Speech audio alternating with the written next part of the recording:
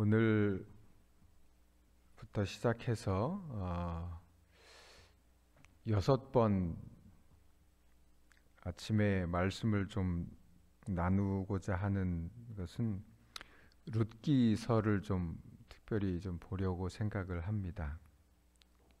룻기서가 짧기도 하지만 또 혼란한 시대에, 또 영적으로 어두운 시대에 우리들에게 적절한 교훈을 포함하여 또 경험으로 얻어지는 그런 신앙을 우리에게 가르쳐주고 있기 때문에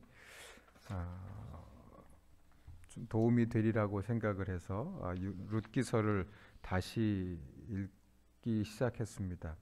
여러분, 룻기서를 이번 주 동안에 자주 이렇게 읽으실 수 있으면 큰 은혜의 말씀들이 되리라고 생각을 합니다.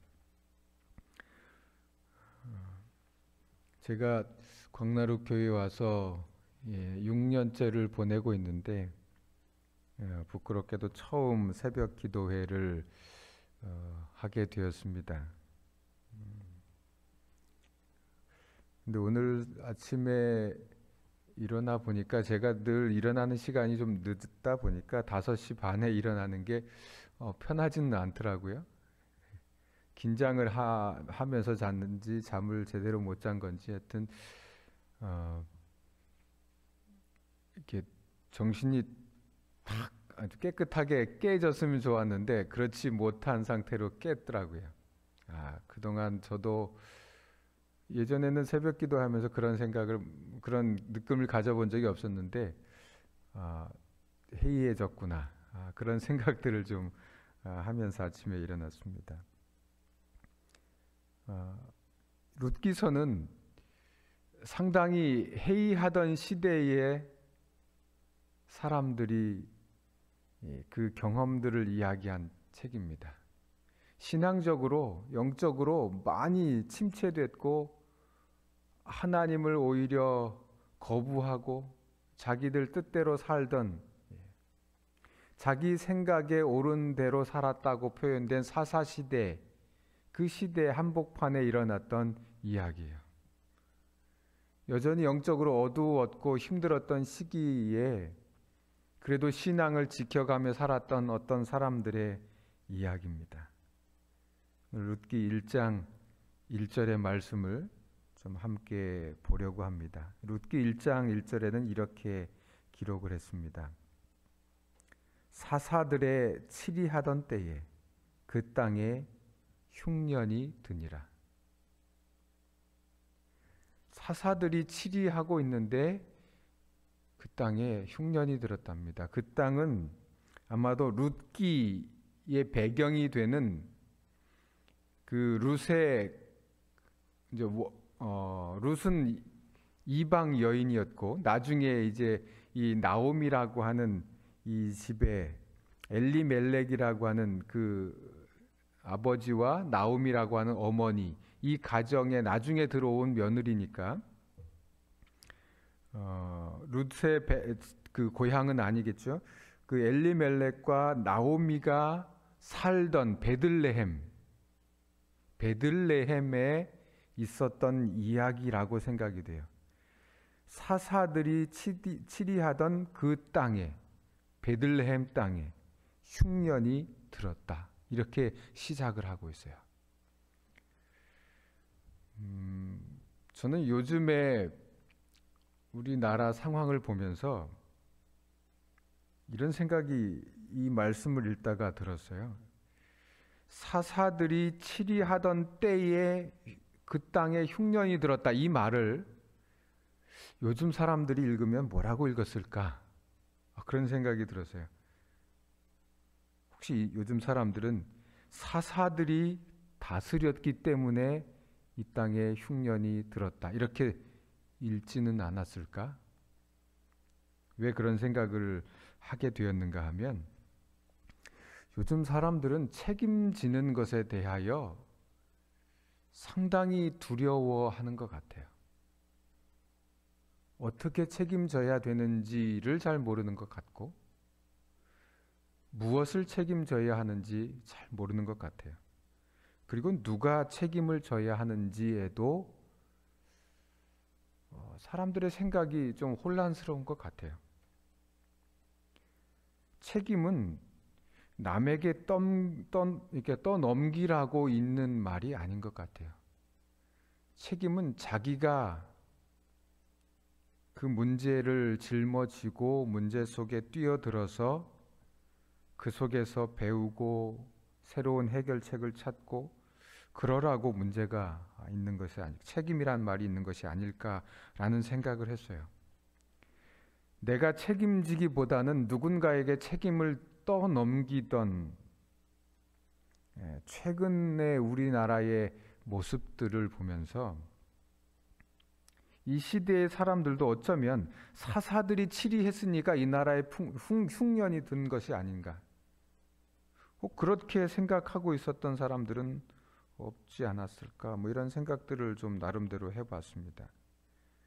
책임은 지난번 그 설교 가운데에도 말씀드렸지만 엘리야처럼 아합 왕에게 책임을 돌리고 백성들에게 이 나라의 기근이 너희들 책임이라고 돌리고 그렇게 하는 것보다는 다니엘처럼 내 죄가 우리의 죄가 이렇게 책임을 나누어지고 서로 함께 하겠다고 하는 마음이 있을 때에 책임이라고 하는 그 단어의 무게가 더 힘이 있지 않을까 그런 생각들을 좀 해보았습니다. 흉년이 든 게 누구 책임일까를 따지고 넘어가려고 한다면 참 어려운 일들이 발생하지 않았을까. 왜 그런 생각을 하게 됐는가 하면 흉년이 거듭해서 든다면 사람들은 굉장히 예민해질 겁니다. 예민해져서 작은 것도 가만히 넘기기가 쉽지 않을 거예요. 생명의 위협을 느꼈을 겁니다. 흉년이 오는 동안 내가 먹을 것이 없으니까 먹을 것이 없다 보면 먹을 것이 없으니까 죽을 수밖에 없겠구나. 죽을 것이라고 생각을 한다면 사람들은 예민해지겠죠. 그 상황 속에서 누군가의 책임을 이렇게 논하게 된다면 자기를 빼고 책임을 논하게 된다면 아마 쉽지 않은 해결하기 어려운 그런 일들이 당시에도 많이 벌어지지 않았을까 그런 생각들을 좀 하게 되었습니다. 아마 싸움도 많이 일어났을지 모릅니다. 이게 누구 책임인가 누구 때문인가 이렇게 이야기하면서 서로 싸웠을 거고 그 책임을 떠넘기느라고 사람들 마음속에 많은 상처들이 있었을지 모릅니다. 흉년이 거듭 들었다면 그래서 엘리멜렉과 나오미 가족도 보다 더 안전한 곳을 찾아서 떠나게 되는 거죠. 사람들은 많은 곳, 다른 나라로 떠났을지 모릅니다. 이 나오미의 가족이 그랬던 것처럼 하나님께서 그들에게 주신 그 은혜의 터전을 버리고 새로운 곳, 자기 나름대로 안전하다고 생각되는 곳을 향해서 떠났을 겁니다. 여러분, 베들레헴이라고 하는 그 말의 뜻이 뭐예요? 그 단어가 가지고 있는 그 의미가 떡집이라는 말이죠. 떡집. 떡집이라는 말을 쓴 것은 그 동네가 다른 어떤 지역보다 먹을 것이 풍성한 곳이지 않았을까라는 생각을 해볼 수 있죠. 그런데 늘 은혜스럽게도 하나님의 축복 속에 먹을 것이 풍부했던 그 베들레헴 땅이 흉년이 들었고 사람들은 이 엘리멜렉 나오미의 가족들처럼 보다 더 안전하다고 생각되는 곳, 자기들 생각에 보다 더 먹을 것이 풍성한 곳, 그런 곳을 찾아서 떠나기 시작했다는 거죠. 우리는 지금 먹고 사는 문제에 대해서 크게 신경을 쓰지 않습니다. 제가 먹고 사는 문제에 대해서 신경을 써봤던 게 일본에 처음 선교사로 갔을 때 일본이 물가가 비싸다고, 한국보다는 물가가 많이 비싸다고 그런 말을 듣고 갔고 실제로 가보니까 비싼 것 같아요. 아주 많이 사기도 힘들고 그런데 월급은 한국에서 받는 것보다 더 월급은 적게 주고 그러니까 저희 생각에 또 저와 제 아내 생각에 이러면서도 저축을 하고 아이들의 장래를 위해서 뭔가 하려면 허리띠를 졸라매는 수밖에 없다. 그래서 뭐 한국에서는 귤을 사 먹었다면 거기 가서 귤을 살라니까 너무 비싸서 귤 중에서도 뭐 이상하게 생긴 딱딱하고 시고 뭐 그런 맛이 별로 심심한 그런 거 사서 먹어야 되고, 쌀을 뭐 많이 사놓고 먹는 것보다는 그냥 조금씩 사 먹는 게 좋겠다 싶어서 조금씩 사고, 그러다 보니까 이 먹는 것도 신경이 쓰이더라고요. 돈 들어갈 때는 이제 뻔하고 나올 돈은 뻔하고 이러니까 그때 먹을 거에 대해서 그렇게 좀 고민하면서 살았던 것 같아요. 근데 그 외에는 뭐 그것도 그때 잠깐 그 첫 몇 개월 한 1년 정도만 그랬고 그 다음부터는 거기에 적응되니까 또 괜찮더라고요. 근데 우리는 다 별로 걱정 없이 살아요. 먹는 것에 대해서 내가 먹는 것을 못 먹어서 죽을 거라고 생각하고 사는 젊은 사람들은 아마 없을 겁니다. 그런 경험도 없었고 먹을 것이 부족하다고 하는 게 뭔지 사실은 잘 모를 수 있어요. 물론 부모님 곁에 나와서 혼자 독립해서 나름대로 버는 것 가지고 살아보려고 애쓰는 사람들은 뭐 그런 경험을 할 수 있을지 모르지만 대부분은 먹는 것 때문에 우리나라가 뭐 굶어서 사람들이 죽도록 내버려 두는 그런 사회 보장 시스템이 아니잖아요. 물론 그것조차도 어려워서 하는 경우들도 있지만 대부분은 보편적으로 우리의 모든 사람들은 먹는 것을 가지고 그렇게 고민하지 않습니다.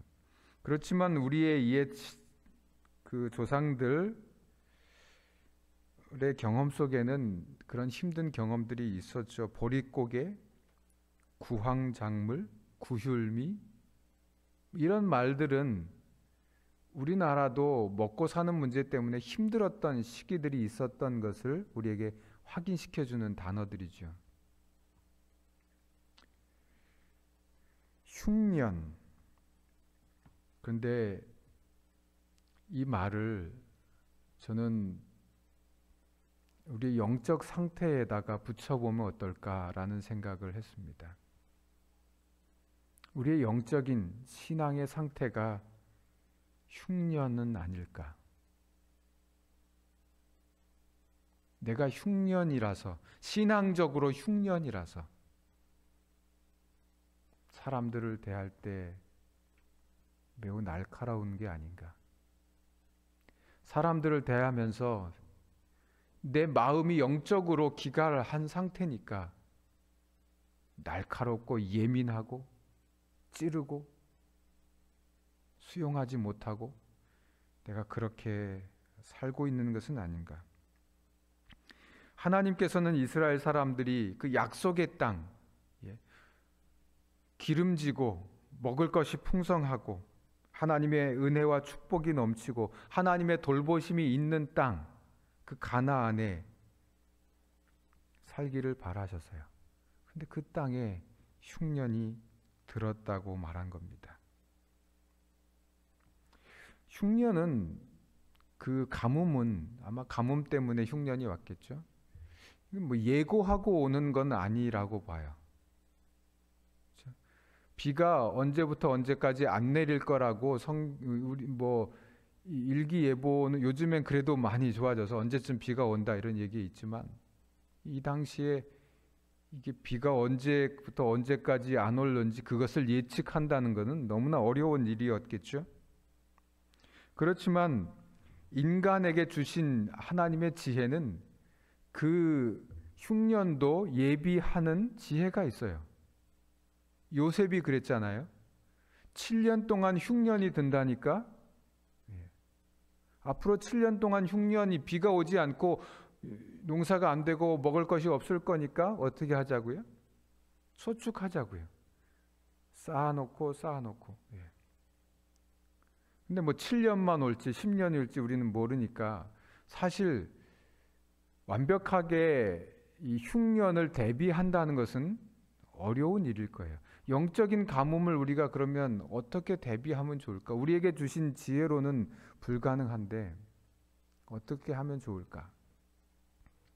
몇 가지 생각을 해봤습니다. 우리의 영적 가뭄을 어떻게 준비할까? 첫 번째는 성경을 가까이 하는 거겠죠. 영적으로 풍성한 삶을 살기 위해서 우리가 해야 될 첫 번째 일은 성경을 가까이 하는 거예요. 성경의 말씀이 늘 내 마음에 새겨질 수 있는 환경들을 만드는, 성경을 읽고 듣고 묵상하고 그런 거죠. 그게 하나의 저축이에요. 우리의 영적인 흉년을 막는 우리가 할 수 있는 저축하는 일이에요.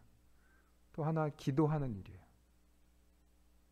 아침이 되었던 또 저녁이 되었던 하루를 생활하면서 내가 열심히, 보다 더 열심히 정기적으로 기도할 수 있어야 되겠습니다. 그것은 다른 어떤 것보다 우리의 영적인 기갈을 막는 내가 할 수 있는 저축의 방법이에요. 그리고 또 하나 우리가 더 가까이 할 수 있다면 우리의 입에서 찬양이 떠나지 않도록 하는 거겠죠. 이 세 가지 무기를 우리가 준비하지 않는 이상 우리는 영적인 흉년 속에서 허덕일 수밖에 없어요. 근데 찬양을 어떻게 우리 입에서 달고 살을 수 있을까? 가만히 생각해 보니까 아침에 예배를 드리다가 내 마음속에 이렇게 은혜가 되는 찬양이 골라졌으면 그 찬양은 하루 종일 입에서 나오더라고요. 자기도 모르는 사이에, 저도 모르는 사이에 이렇게 입에서 자꾸 맴돌더라고요. 그래서 아침 시간에 찬양을 좀 내 마음을 울릴 수 있는 찬양을 골라서 일부러 듣는 것도 매우 좋은 것 같아요.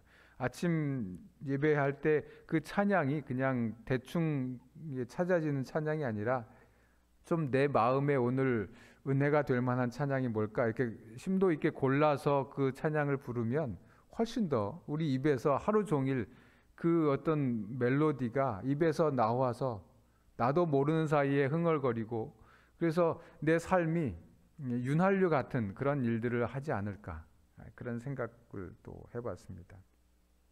말씀과 기도와 찬양 이건 기본이겠죠. 그리고 목사로서 제가 할 수 있는 일이 뭘까?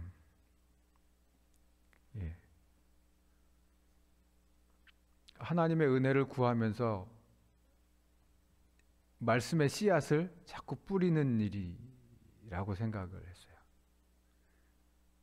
씨앗을 뿌리지 않으면 물론 가뭄을 하나님이 해결해 주셔야 되겠지만 영적인 또 단비를 주셔야 되겠지만 씨를 뿌리지 않았는데 풍년을 기대하는 것은 어려운 거죠. 그러니까 그 말씀의 씨앗을 열심히 뿌려야 할 일은 저에게 책임이 있다고 생각이 들었습니다.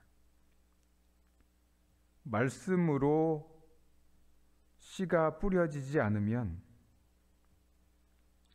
아무리 은혜의 단비가 내려도 그 비는 그냥 흘러가 버리는 비가 되겠죠. 그래서 그 씨앗을 자라게 하는 비가 영적인 은혜의 단비가 되게 하려면 씨앗이 뿌려져야 된다는 그런 역할들을 제가 감당할 수 있어야 되겠다라는 생각들을 좀 해보게 되었습니다. 현대 시대, 요즘 시대가 되면서 예전보다 더더욱 설교가 중요한 시대가 되었다고 생각이 돼요. 목회의 영역 속에서 설교가 얼마나 귀중하고 중요한 영역인지 보다 더 실감할 수 있게 되는데 저희의 어떤 노력들도 필요하다는 그런 생각들을 하면서 우리 모든 성도들이 함께 영적으로 기근이 들지 않도록 흉년이 들지 않도록 씨앗을 받고 또 그 씨앗이 자랄 수 있도록 단비와 같은 그 물, 그 말씀의 씨앗에 뿌려줄 수 있는 수분을 우리가 저축해 두는 것, 이런 일들을 우리가 더 열심히 해야 되지 않을까. 우리의 영적인 삶에 흉년이 없는 그런 신앙의 삶을 다 살게 되기를 간절히 바랍니다.